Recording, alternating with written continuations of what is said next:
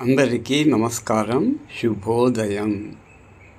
శ్రీ రమణ మహర్షి శిష్యురాలు సూరి నాగమ్మ 16 తెలుగువారు.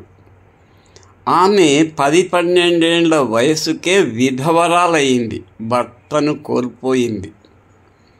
బ్రాహ్మణ కుటుంబం. గుండు కొట్టించారు, తెల్ల చీర కట్టారు, బయటికి ముఖం చూపొద్దన్నారు. స్త్రీకి చూడండి ఎంతటి స్థితి భర్త పోతే మన సాంప్రదాయంలో. ఆమె చీకటి గదిలో ఉండిపోయింది, కొన్ని సంవత్సరాలు అలాగే ఉండిపోయింది, వెలుగు చూడలేదు.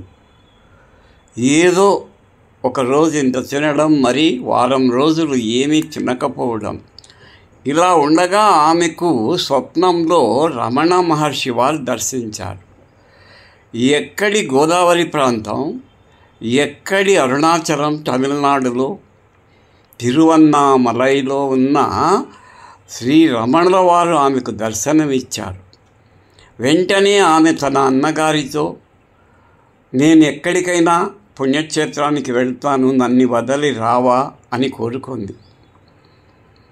ఆయన ఆమెను మద్రాసుకు తీసుకెళ్ళి, ఇప్పుడు చెప్పమ్మా, నిన్ను ఎక్కడ వదలమంటావు, నీకు ఎన్ని సౌకర్యాలు నేను కల్పిస్తానని మాట ఇచ్చాడు.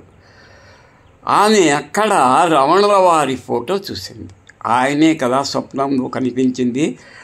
ఆయన పాదాలు చేరుకుంటాను, దయచేసి నన్ను అక్కడ వదిలేయండి అని కోరుకుంది. అంతే, అప్పటి నుంచి ఆమె రమణుల సేవలో ఉండిపోయింది.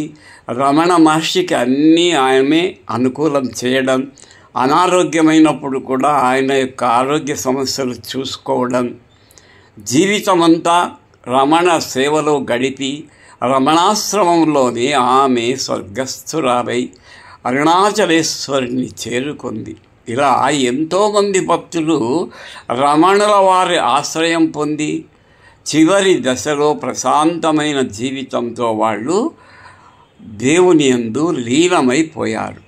ఇలాంటి వారు ఎంతోమంది ఉన్నారు. కాబట్టి భక్తిని మించినటువంటిది, భక్తి మార్గాన్ని మించిన మార్గము దేవుని చేరడానికి వేరొకటి లేదు సుభా.